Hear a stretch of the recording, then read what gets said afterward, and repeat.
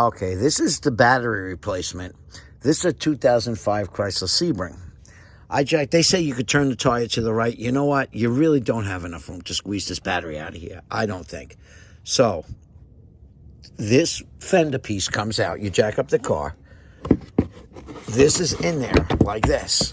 Okay? So, you basically have a screw here and a screw here, and a screw straight up.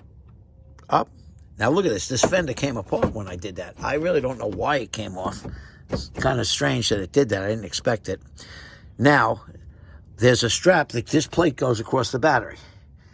Okay? There's a bolt on the top and a bolt on the bottom. The bolt on the bottom was a 13 millimeter on this particular car. The bolt on the top was a 13. And the bolt on the bottom was like a 15. It was much larger. And everything on this car was a different size. It was crazy. Now I took the strap off. This battery will come out pretty. I think it'll just slide out now that I got the strap off. Yes, it will. It'll just slide out.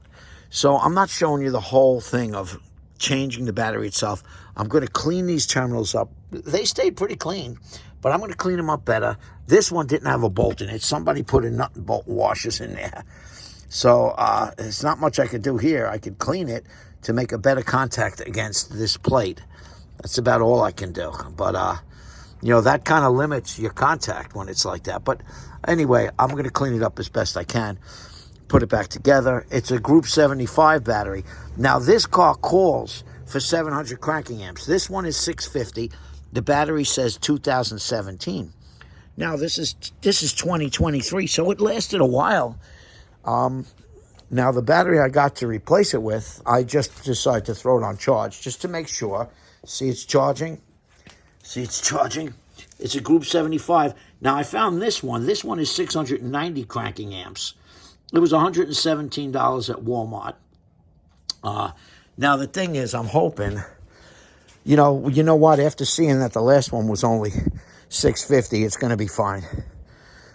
So, all right, people, I hope that helped anybody. It wasn't too bad to do. It really wasn't. It is kind of ridiculous that it's in here, but I guess they try to make it as accessible as possible. So it's 2 screws.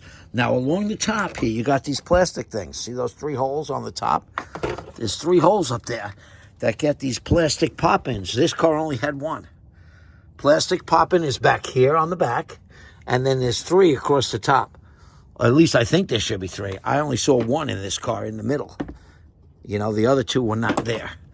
So, all right, hope that helps anybody deciding to do this battery. You can do it yourself. It takes a little bit.